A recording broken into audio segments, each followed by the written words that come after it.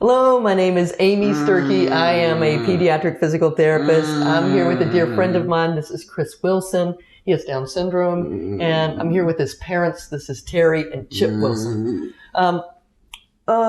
We've been talking about kind of deep stuff, so let's just go into it. Do you think Chris is a part of God's plan? I don't have a sense that God is a magician that pulls strings and kind of orchestrates every detail of, but that there is a goodness in creation, and that God or that Christopher, just as much as me and Chip and you and are all part of God's plan, and that it is a mystery, not I forget who said it, but kind of not to be solved, but to be lived, and that our invitation in life is not so much to figure out something, but to be present and to love the best we can, and to kind of use the gifts we have. And that's, to me, it's a lot of times people would say and I just hate this, so I just got to say I hate it, when people look at Christopher and say, oh, you must be a special parent. Only, special children get special parents. And I'm like, no, you're wrong. You're just totally wrong. We're totally ordinary. We are very ordinary. Christopher actually makes us better. We are better human beings because of Christopher. But we somehow are not better or made to have a child with special needs. That was what happened. And I think of many parents who've got children with issues around addiction or mental health. That's great suffering. I mean, I think, boy, have a child that just loves you and loves others. Yeah. I mean, it seems like we got a pretty good deal in life. This is, I mean, I don't know if you'd add anything. Yeah, you like that? Yeah, oh, you're a mess. Yeah. So how has Chris affected your life and your marriage then? Because a lot of times, actually, for the most part, I think it did make our marriage stronger. We both had to make choices that I think strengthened the marriage. For one thing, I took a job shifted to a job at my newspaper, from reporting, which I loved, to editing because I needed regular hours. But that was actually better for me to have regular hours and to work nights. But the downside of it was that Christopher had constant care, didn't have to go into daycare for the first 3 years of his life. We didn't see each other that much, although I found myself appreciating the weekend time a lot more. We didn't waste it. We actually made the most of it. And we talked a lot on the phone, and I had a supportive employer. So as a matter of fact, on the duty roster, on the editing desk I was not, everyone else had a name, but when a particular boss was there, she put down Christopher's dad. And I was always Christopher's dad to her for the 11 years I worked for her. So that was pretty cool, because they were, and Terry would bring him into the workplace, and immediately they would grab Christopher, take him around to all the offices and things, and that was really, really exciting. So. Yeah, I have several people, some of whom I still work with, who, when Chip would drop him off on the way to work, they'd be like, do you need to do anything? We could watch him. Well, we always had people eager. Yeah. I had one friend that said she was a swimmer, and professional, or kind of a semi-professional swimmer, and she said, for those of us who don't have children, I'm so grateful to be able to be part of his community, that I think we all need to have a sense of purpose and need, and that Christopher has a large community who invests in him. And I think that is a gift, because I think it's a blessing to have a sense of good purpose.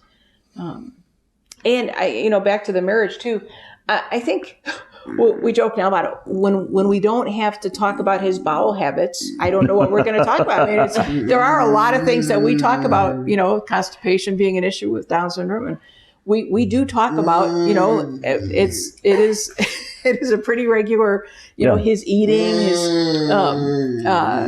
but it's, I'd say we have appreciated each other as kind of parents who are in it and in it together, and know we need to attend our relationship as well as as well as Christopher. And about 6 months after I left my job at the newspaper for reasons, economic reasons at the newspaper, but also for the household and the marriage, we did go to a marriage counselor because it was a big adjustment for me not to be working every day at the newspaper, and it put some pressure on the marriage. So we had maybe 4 sessions. It was actually free sessions that the company had provided all their employees, and they were doing mostly for exit counseling. But I decided after leaving my old newspaper, I was going to squeeze everything I could out of them. And I think we did 4 of the 5 free counseling sessions that they gave us.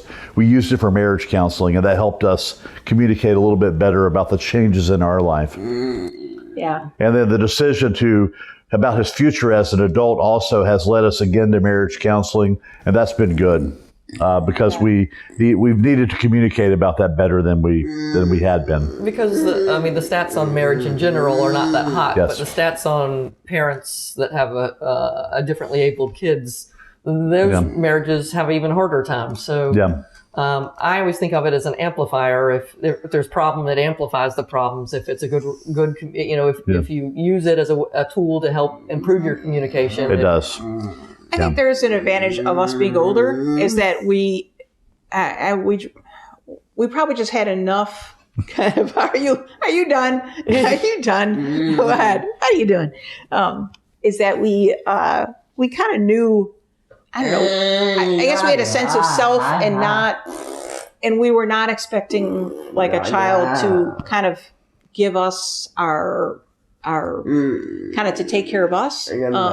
I think sometimes if people need children to kind of mirror them or to be the image of or like the perfect child.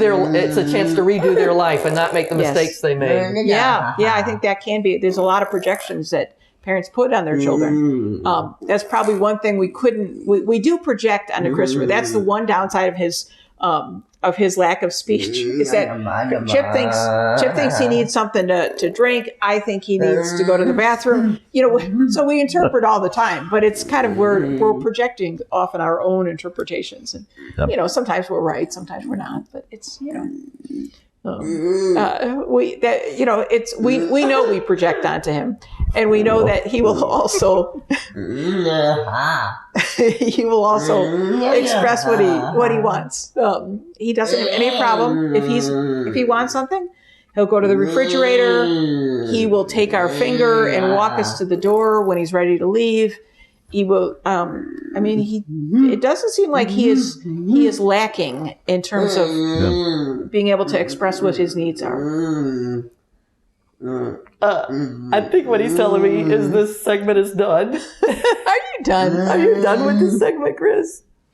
I think it takes a lot of vulnerability to be able to talk about the things that are tricky. So I appreciate you being willing to talk about it. Thank you so much, and we'll continue this discussion on another video. All right. Amen. If you liked this video and would like to be notified by email when the next video comes out, click the subscribe button here and click the golden bell icon and ensure notifications are enabled on your account.